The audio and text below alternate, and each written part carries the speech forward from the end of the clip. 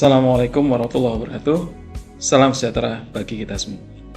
Perkenalkan, nama saya Dwi Oktavianto Wahyu Nugroho, dosen Departemen Teknik Instrumentasi, Fakultas Vokasi, Institut Teknologi 10 November, Surabaya.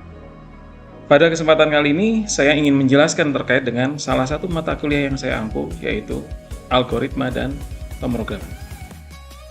Adapun pemaparan ini adalah dalam rangka unjuk kerja bakti pelaksanaan Tridharma Perguruan Tinggi seperti yang tertuang dalam pasal 28 ayat 1A pada Permendikti nomor 50 tahun 2018. Pemaparan ini selanjutnya lebih dititikberatkan pada bidang pengajaran yang meliputi kegiatan perencanaan, pelaksanaan, dan pengendalian proses pembelajaran, pelaksanaan evaluasi hasil pembelajaran, pembimbingan dan pelatihan, proses pelaksanaan pembelajaran mengacu pada Kemendiknas nomor 232/U/2000 tentang pedoman penyusunan kurikulum pendidikan tinggi dan penilaian hasil belajar mahasiswa. Pasal 4 ayat 5 yang berbunyi, program Diploma 4 diarahkan pada hasil lulusan yang menguasai kemampuan dalam melaksanakan pekerjaan kompleks dengan dasar kemampuan profesional tertentu, termasuk keterampilan merencanakan, melaksanakan kegiatan, memecahkan masalah dengan tanggung jawab mandiri pada tingkat tertentu, memiliki keterampilan manajerial, serta mampu mengikuti perkembangan, pengetahuan, dan teknologi di dalam bidang keahliannya. Dan dijabarkan lebih lanjut pada Permendikti nomor 44 tahun 2015, pasal 14 ayat 6, 7, 8, dan 9.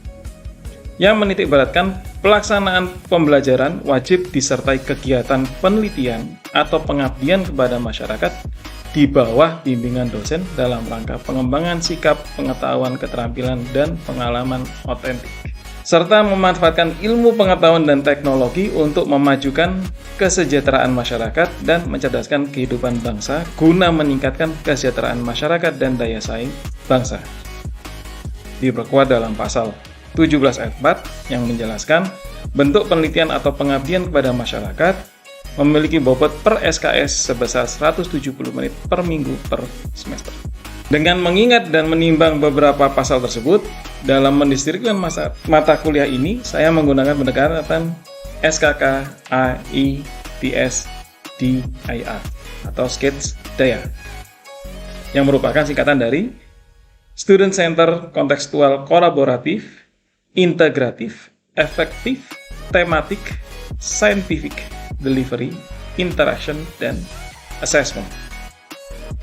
Student Center menjelaskan proses pembelajaran yang mengutamakan pengembangan kreativitas, kapasitas, kepribadian, dan kebutuhan mahasiswa, serta mengembangkan kemandirian dalam mencari dan menemukan pengetahuan. Kontekstual menjelaskan melalui proses pembelajaran yang disesuaikan dengan tuntutan kemampuan menyelesaikan masalah dalam ranah teknik instrumentasi. Kolaboratif menjelaskan proses pembelajaran bersama yang melibatkan interaksi antar individu pembelajar untuk menghasilkan kapitalisasi sikap, pengetahuan, dan keterampilan. Integratif menjelaskan proses pembelajaran yang terintegrasi secara menyeluruh dalam satu kesatuan program melalui pendekatan antardisiplin dan multidisiplin. Efektif menjelaskan proses pembelajaran internalisasi materi secara baik dan benar dalam kurun waktu yang optimum. Tematik menjelaskan proses pembelajaran yang disesuaikan dengan karakteristik keilmuan program studi dan dikaitkan dengan permasalahan nyata melalui pendekatan transdisiplin. Scientific menjelaskan proses pembelajaran yang mengutamakan pendekatan ilmiah sehingga tercipta lingkungan akademik yang berdasarkan sistem nilai, norma, dan kaidah ilmu pengetahuan serta menjunjung tinggi nilai-nilai agama dan kebangsaan. Delivery menjelaskan apa yang dibawakan dalam materi perkuliahan, di mana dapat dilakukan dengan penyampaian dalam bentuk PowerPoint dan video, dengan mempertimbangkan faktor holistik yaitu pola pikir komprehensif dan luas dalam pemahaman multidisiplin. Interaksi menjelaskan bagaimana saya menjalin interaksi dalam proses belajar mengajar kepada mahasiswa dalam mata kuliah ini. Sedangkan assessment menjelaskan bagaimana saya mengukur penilaian kinerja mahasiswa secara objektif di kelas. Sebelum saya masuk bagian SKK IETS DIA, saya akan menjelaskan terlebih dahulu mengenai deskripsi mata kuliah algoritma dan pemrograman. Mata kuliah ini ditujukan untuk membekali mahasiswa teknik instrumentasi Institut Teknologi 10 November dalam menerapkan keterampilan pemahaman tentang prinsip dan mekanisme pemrograman, baik dalam bahasa mesin, low level, high level, OOP, dan pengantar IoT. Pengenalan bahasa pemrograman dilakukan dengan pendekatan algoritma logika pemrograman dan keterkaitan antar bahasa pada peserta didik, khususnya peserta didik di bidang instrumentasi. Ditujukan untuk mempersiapkan peserta didik untuk memiliki kemampuan adaptasi dan pengembangan diri yang terintegrasi dalam keilmuan instrumentasi dan mampu diterapkan dalam disiplin ilmu yang lebih luas. Pemanfaatan bahasa dalam tingkat yang berbeda disebabkan karena dalam pemrograman piranti secara luas membutuhkan pemahaman dari seorang programmer akan bahasa yang digunakan. Sebagai contoh, pemrograman dalam bahasa assembly yang merupakan bahasa tingkat rendah digunakan dalam pemrograman piranti yang membutuhkan kecepatan tinggi karena berkenaan langsung dengan komponen yang ada dalam prosesor yang lebih menekankan pada pemanfaatan memori dan register. Pemrograman bahasa tingkat tinggi seperti C, C#, Pascal, Basic, dan sebagainya yang memiliki keluasan dalam pemrograman dibanding dengan bahasa tingkat rendah digunakan dalam pemrograman piranti-piranti yang membutuhkan kecepatan menengah. Pemrograman berbasis objek yang memiliki keunggulan dalam hal tampilan antarmuka antara mesin dan manusia digunakan dalam pemrograman piranti yang menekankan tampilan hasil dari data yang diolah oleh mesin agar lebih dimengerti oleh manusia. Pengantar IoT yang merupakan ujung puncak yang mengantar peserta didik untuk dapat memiliki pengalaman melakukan pemrograman multiplatform yang mampu diakses dari segala tempat. Untuk kasus ini, mahasiswa atau peserta didik akan mengalami proses pembelajaran berbasis project atau biasa disebut dengan project-based learning yang menekankan tugas belajar merupakan terapan keahlian program dalam suatu tema yang diberikan dalam minggu kedua dan dapat dibacakan dalam beberapa kelompok selama satu semester. Inilah kemampuan esensial yang dihadirkan untuk mahasiswa di mata kuliah algoritma dan pemrograman sebagai lulusan teknik instrumentasi nantinya untuk memfasilitasi capaian pembelajaran lulusan Departemen Teknik Instrumentasi yang antara lain, lulusan mampu mengidentifikasi, menganalisis, dan menyelesaikan permasalahan rekayasa instrumentasi dengan menggunakan ilmu basic science dan basic engineering. Lulusan mampu menggunakan perangkat piranti lunak yang mutakhir untuk perencanaan, perancangan, analisis, dan rekayasa di bidang instrumentasi dan kontrol. Lulusan mampu melakukan kegiatan maintenance dan troubleshooting pada sistem instrumentasi dengan memperhatikan langkah kerja yang efektif dan efisien. Lulusan mampu mengkaji kasus penerapan ilmu pengetahuan dan teknologi yang memperhatikan dan menerapkan etika rekayasa dalam rangka menghasilkan prototipe prosedur baku, desain, dan menyusun hasil kajiannya dalam bentuk laporan kerja. Lulusan mampu bekerja sama dalam tim dan berkomunikasi secara efektif baik secara individu maupun kelompok. Mata kuliah ini merupakan mata kuliah dasar yang mengantarkan peserta didik untuk mampu berinovasi dalam skala luas sehingga diperuntukkan bagi mahasiswa semester 2 dengan bobot 3 SKS. Dalam penyampaian mata kuliah algoritma dan pemrograman, saya beserta tim pengajar membawakan setiap sesi pertemuan berbasis pada capaian pembelajaran lulusan yang diharapkan dari Departemen Teknik Instrumentasi. Dari CPL ini, kemudian diturunkan menjadi capaian pembelajaran mata kuliah yang disebut dengan CPMK. Hal ini penting, mengingat mata kuliah itu harus dapat sejalan dengan mendukung lulusan yang diharapkan sesuai dengan apa yang dituliskan dalam CPL. Oleh karena itu, di sini harus dipastikan bahwa mata kuliah ini sejalan dengan profil lulusan yang ingin dihasilkan oleh departemen. Terdapat 12 CPMK yang ingin dicapai dalam mata kuliah algoritma dan pemrograman. CPMK pertama, mahasiswa mampu memahami macam-macam bahasa pemrograman dan penerapannya. CPMK kedua, mahasiswa mampu memahami prinsip dan pemrograman dengan bahasa tingkat rendah. CPMK ketiga, mahasiswa mampu memahami prinsip dan pemrograman dengan bahasa tingkat low level language. CPMK keempat, mahasiswa mampu memahami prinsip pemrograman tingkat tinggi.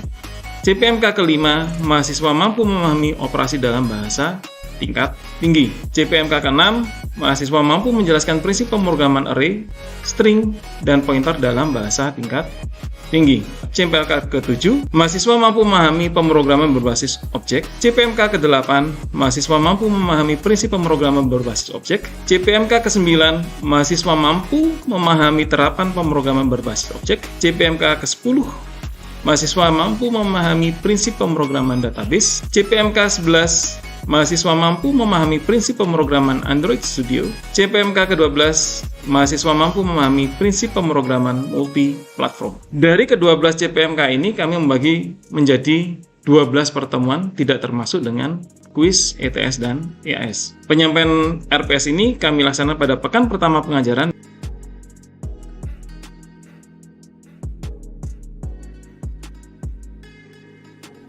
Lalu kemudian, apa yang dapat saya sampaikan terkait dengan SKK IETS DEA atau Skits DIA dalam terapan Project Based Learning dalam mata kuliah ini sebagai berikut. Aspek Student Center Learning menekan pada partisipasi aktif peserta didik yang memiliki kebebasan dalam mencari dan menggali informasi melalui literasi baik secara fisik maupun digital, di samping kegiatan yang diterangkan oleh pengampu sebagai penguat pemahaman peserta didik dan menjadi bahan diskusi dalam kelas bila ada perbedaan literasi. Aspek ini biasa saya laksanakan dengan memberikan kesempatan peserta didik untuk menjawab pertanyaan yang saya lontarkan dengan memberikan waktu 5 menit pada peserta didik untuk mencari literasi sebelum menjawab pertanyaan yang dilontarkan.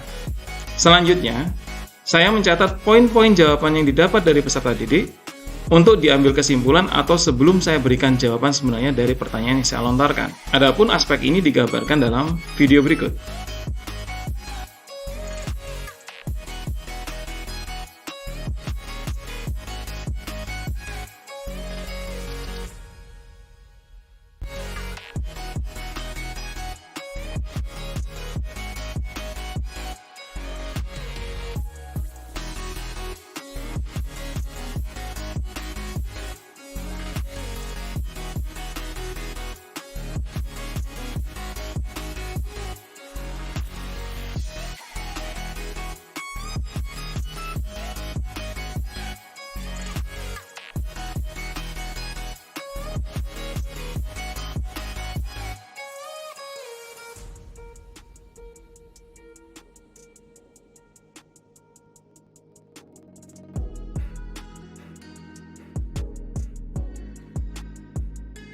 Aspek berikutnya adalah kolaboratif. Pembelajaran bersama antara peserta didik dan pengampu dalam kelas baik luring maupun daring, serta koordinasi dengan anggota kelompok dan pengampu lain dari kelas paralel agar mendapatkan pengalaman yang utuh. Aspek ini didasari karena kesadaran kami selaku pengampu, meski dengan bahasa sama, namun penyampaian agak sedikit berbeda dan melakukan pendekatan yang berbeda pula. Oleh karena itu, tema yang disajikan oleh mitra untuk dapat dipecahkan secara bersama-sama dalam kelompok peserta didik yang berasal dari kelas paralel yang berbeda. Dengan teknik ini, penyelesaian permasalahan yang dihadapi oleh mitra dapat dipecahkan dengan cepat karena dibimbing oleh pengampu kelas paralel yang telah berdiskusi sebelumnya. Aspek ini digambarkan dalam video berikut. Saya kembalikan ke Pak Di. Assalamualaikum warahmatullahi wabarakatuh. Waalaikumsalam warahmatullahi wabarakatuh. Terima kasih, cukup banyak sekali dan memang kalau lihat isinya kita beririsan Pak memang. Jadi memang ada banyak yang memang kita bisa manfaatkan, terutama kemarin waktu kita diskusi ke rekan kami yang dari Kurniawan. Kemarin juga pas kebetulan yang di Semeru ini memang rencananya kita mau pakai fotovoltaik atau PV untuk sumber energinya, malah tadi sempat dapat pandangan dari Pak Yusuf, kalau dari Pak Dedi ada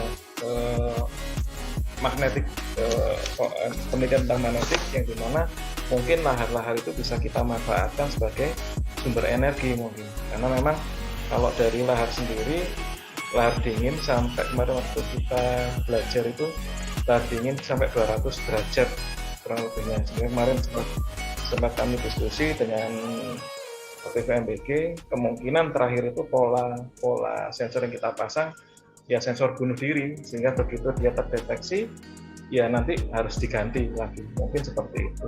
Mungkin lebih jelasnya saya lempar ke Pak Muri. Pak Muri, ada Pak Muri?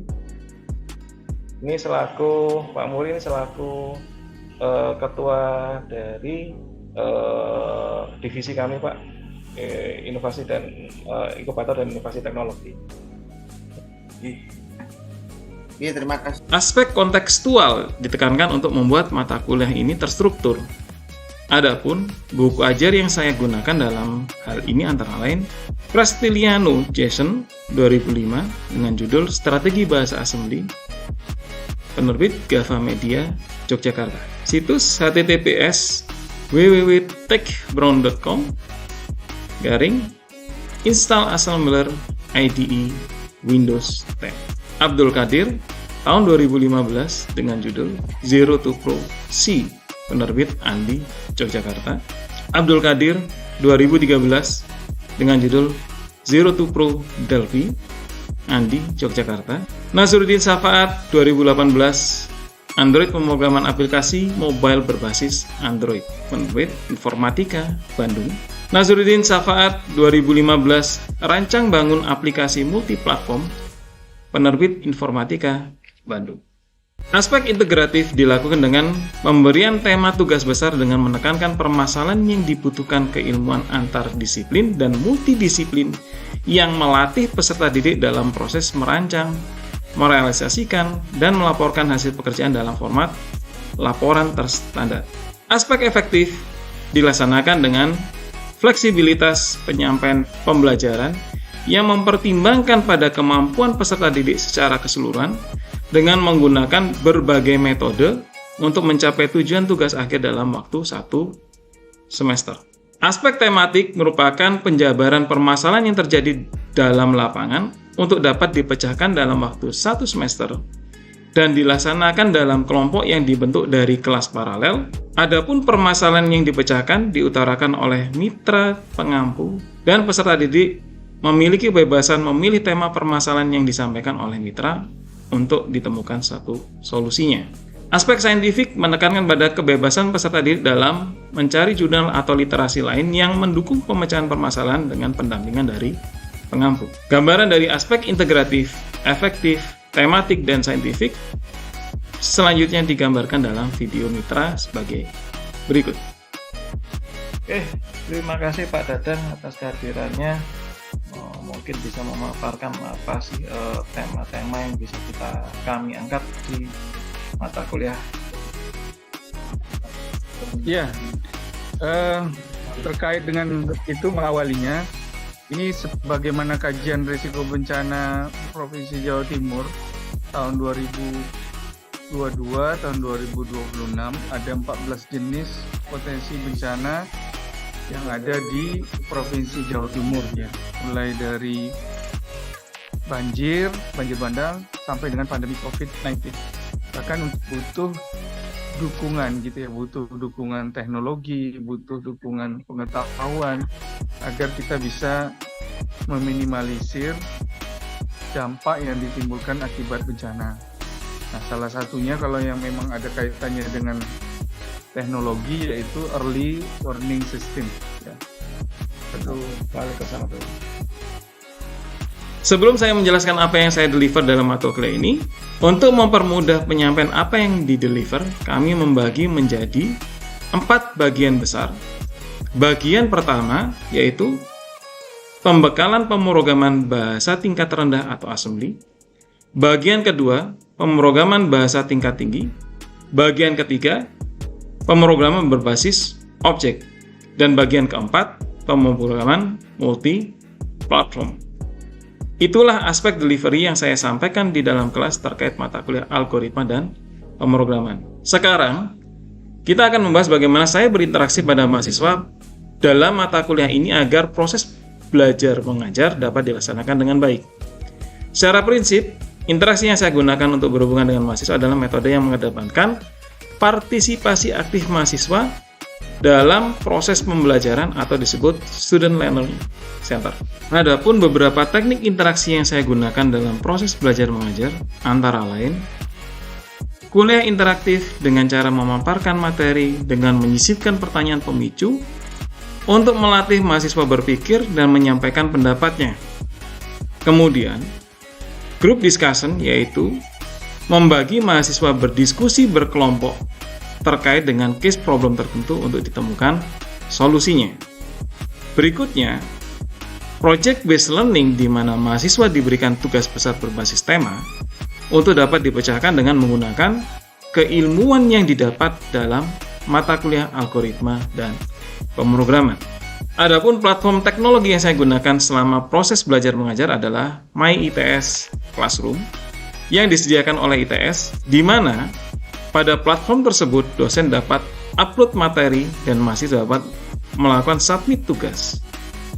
Pada platform tersebut juga disediakan kolom komentar sehingga dapat terjalin interaksi antara dosen dan mahasiswa. Demikian adalah aspek interaksi yang saya sampaikan dalam mata kuliah ini. Selanjutnya adalah aspek assessment. Assessment adalah bagaimana cara saya menilai mahasiswa sesuai dengan performa mahasiswa secara objektif.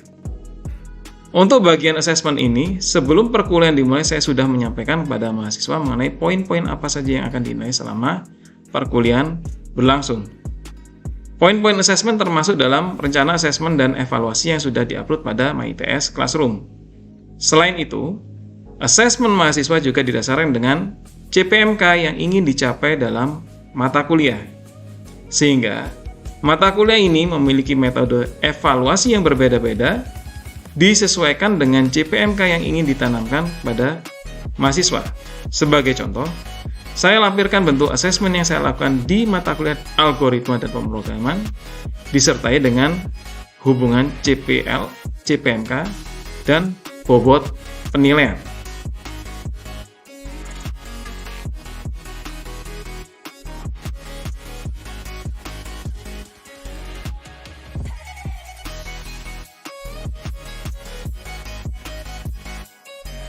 Dengan menggunakan aspek skits dia pada mata kuliah algoritma dan pemrograman, berikut adalah beberapa hasil simulasi program karya mahasiswa dari mata kuliah ini. Ini merupakan contoh hasil dari mata kuliah algoritma dan pemrograman dengan tema kebencanaan dan peningkatan minat berbahasa Inggris. Assalamualaikum warahmatullahi wabarakatuh. Perkenalkan, kami dari kelompok 1 yang membawakan tema sistem laporan bencana cuaca ekstrim yang khususnya ada angin kencang, hujan badai, dan sambaran petir. Sebelumnya perkenalkan, saya sendiri Rahadian Ahmadi dengan NRP 20K2211037 dan rekan saya Syifa Pridawa Sumordani dengan NRP 2042211117. Saya Muhammad Rifai Milono dengan LRP 204221196. Di sini saya akan menjelaskan aplikasi Xamarin yang setelah kelompok kami buat. Ini adalah menu login dan sign up dari aplikasi yang telah kami buat. Untuk langkah pertama yang dapat dilakukan yaitu register atau sign up. Nah, semisal saya di sini saya masukkan nama saya dan password, langsung diklik sign up. Nah, di sini tertuliskan bahwa username telah digunakan. Di sini membuktikan bahwa username ini telah masuk ke database, jadi kita harus mengganti username dan password tersebut. Di sini dituliskan bahwa pemberitahuan data telah tersimpan. Terus dapat kembali, terus masukkan username dan password yang telah dibuat. Pemberitahuan selamat datang. Selanjutnya akan dijelaskan oleh rekan saya. Oke, jadi di sini ada button saran masyarakat. Nah, di sini kami menginput email yang bisa dihubungi apabila saran untuk aplikasi ini.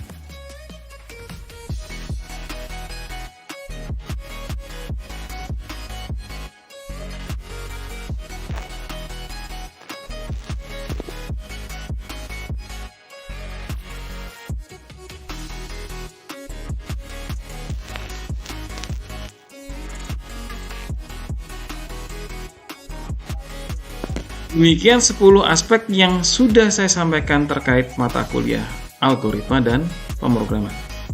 Mulai dari student center learning, kontekstual, kolaboratif, integratif, efektif, tematik, scientific, delivery, interaction, dan assessment. Setelah ini, saya akan menampilkan suatu proses pembelajaran secara real yang saya lakukan di kelas secara offline dan secara online menggunakan Zoom. Selamat menyaksikan. Oke, sebelum saya mulai, kondisi sehat semua?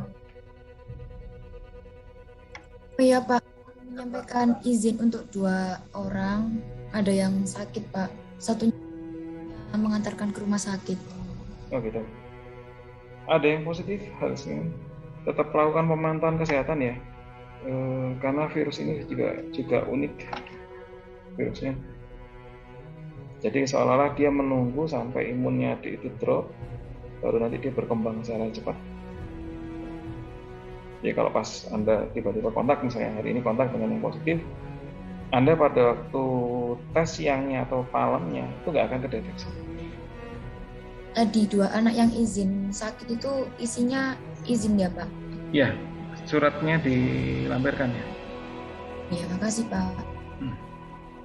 Oke, preface kita masih sangat di awal. Oke, teman-teman. Ada 2 fase dalam pemrograman, yaitu pemecahan masalah. Yang kedua adalah fase implementasi.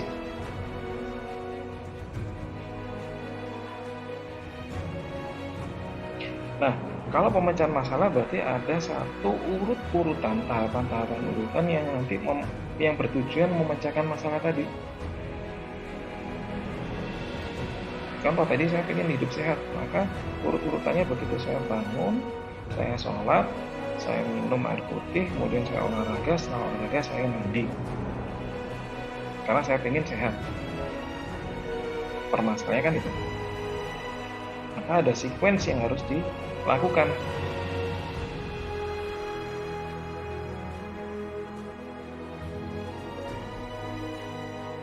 Nah, urut-urutan ini yang dikatakan sebagai algoritma. Jadi tahapan-tahapan yang berurutannya kita lakukan tadi itu yang dikatakan sebagai algoritma. Apa sih yang harus dilakukan dulu? Apa sih yang setelah ini aku lakukan? Apa sih yang nanti kedepannya harus dilakukan? Ini yang dikatakan sebagai algoritma.